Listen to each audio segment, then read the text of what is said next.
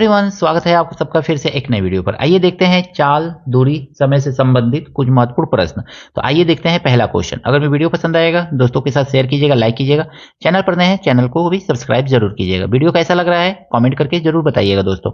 एक मालगाड़ी की लंबाई 450 मीटर है, एक खंभे को 18 सेकेंड में पार करती है। देखिए मालगाड़ी की लंबाई कितना है, तो मालगाड़ी की लंबाई जितनी होगी ना उतना ही दूरी उसको खंभे को पार करने में चलना पड़ेगा। तो इसको बात को ध्यान में रखिएगा।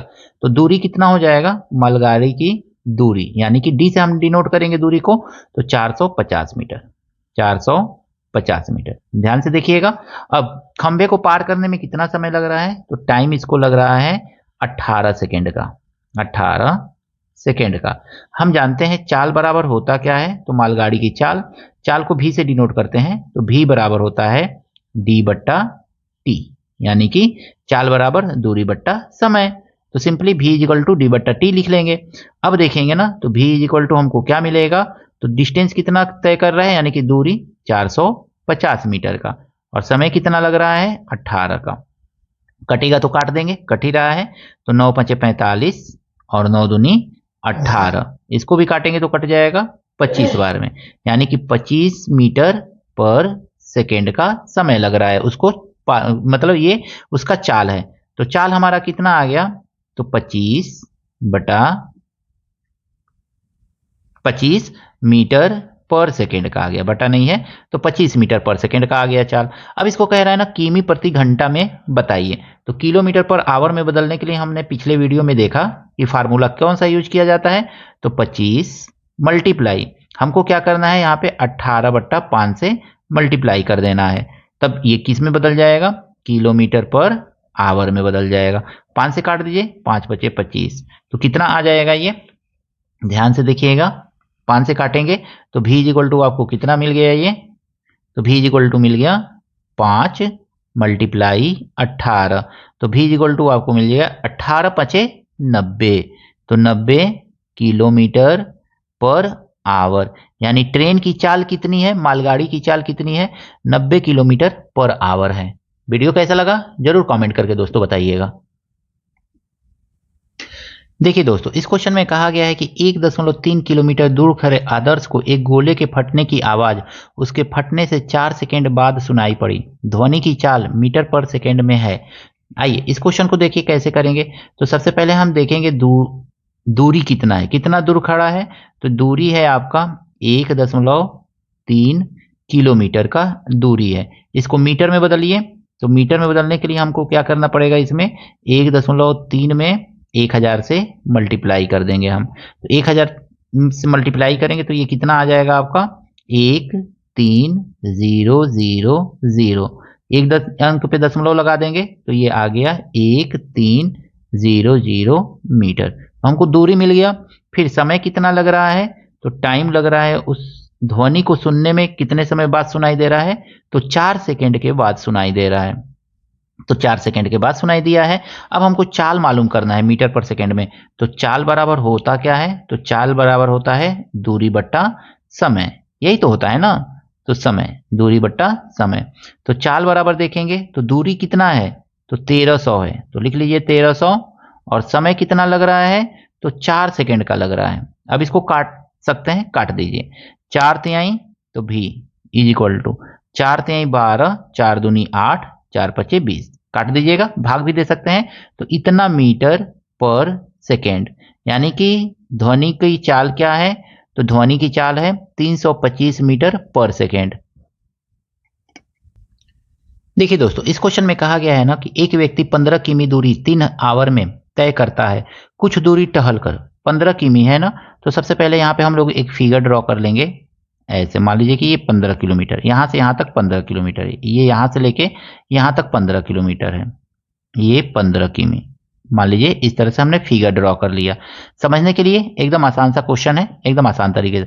मान लीजिए यहाँ से यहाँ तक ना वो टहल के गया है, यहाँ से यहाँ तक x किलोमीटर जो है ना वो टहल के गया है, और यहाँ से यहाँ तक ना ये दौड़ के जा रहा है y किलोमीटर। तो अब ध्यान से देखिएगा, इस फिगर के माध्यम से ही आप क्वेश्चन को आसानी से समझ जाएंगे। अब देखिए 15 किलोमीटर का दूरी है ना, तो हम लिखेंगे यहाँ पे x प्लस y, दोनों को मिला करके कितना होगा, 15 किलोमीटर होगा। इक्वेशन बन गया आपका फर्स्ट। अब कह रहा है कि कुछ दूरी टहल कर और कुछ दूरी दौड़ कर, टहलने की चाल यानी कि टहलने पे, टहलने, टहलने, ध्यान से समझिएगा, टहलने की चाल क्या है उसका, टहलने की चाल उसकी कितनी है, तो टहलने की चाल है 3 किलोमीटर पर आवर है। तो टहलने की चाल है 3 किलोमीटर पर आवर है। तो टहल कर ये इतना दूरी तय कर रहा है ना, तो इतना दूरी जाने में समय कितना लगेगा उसको, तो लिख लीजिए यहां तक, यहां से यहां तक दूरी लिख लीजिए, दूरी यहां पे लिख लीजिए सीधे सीधे, दूरी कितना है, तो x है, x किलोमीटर मान लीजिए कि x किलोमीटर है। तो समय कितना लगेगा, तो समय के लिए हम फार्मूला लिखेंगे, समय बराबर क्या होता है, तो समय t1 मान लीजिए, समय t1 बराबर होगा दूरी बट्टा चाल, सीधा सीधा दूरी बट्टा चाल लिख लेंगे, चाल। अब इसको क्या करना है आपको ना, दूरी समय t1 इजिकल टू आपको कितना मिल गया, दूरी कितना है, x है, और चाल कितना है, तो 3 है। बस इसको याद रखिएगा। इसी तरह से दूसरा वाला अगर मैं निकालेंगे है ना, तो हम देखेंगे दोनों समय को जोड़ लीजिए, यानी कि t1 प्लस t2 बराबर क्या है आपका, तो x अपन 3 प्लस y अपन 3, सॉरी 9, तो 9 हो जाएगा। t1 प्लस t2 कुल दूरी तय करने में कितना समय लग रहा है, 3 घंटे का समय लग रहा है, उसको कहा गया है। तो t1 प्लस t2 हम लिख सकते हैं 3 is equal to x upon 3 plus y upon 9।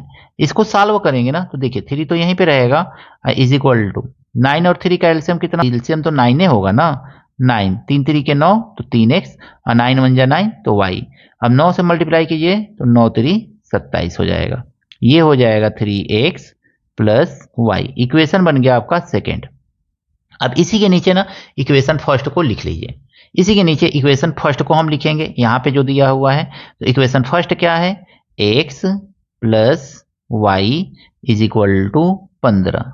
अब दोनों इक्वेशन को क्या कीजिए ना, ये फर्स्ट इक्वेशन है, दोनों इक्वेशन को माइनस कर दीजिए, तो y से y कैंसिल हो जाएगा, तो आपको कितना मिल जाएगा, माइनस ये भी हो गया, ये भी, 5 7 में से 5 गया 2, और 2 में से 1 गया 1, इज इक्वल टू 2x।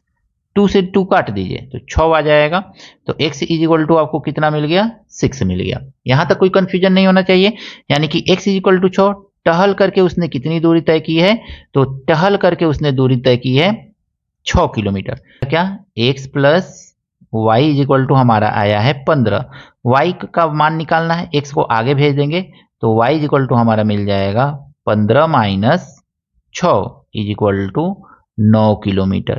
तो वो उसने दौड़ कर कितनी दूरी तय की, तो 9 किलोमीटर उसने दौड़ करके कुल दूरी तय की है। तो आई होप ये तीनों क्वेश्चन आपको समय, दूरी, चाल से अच्छी तरह से समझ में आया होगा। कहीं पर भी कोई त्रुटि रह गई है, कोई कमी रह गई है, तो जरूर कमेंट करके बताइएगा। अगर मैं वीडियो अच्छा लगा है दोस्तों के साथ शेयर कीजिएगा, लाइक कीजिएगा, चैनल पर नए चैनल को भी सब्सक्राइब जरूर कीजिएगा। मिलते हैं नेक्स्ट वीडियो में दोस्तों नए प्रश्नों के साथ। Thank you, best of luck.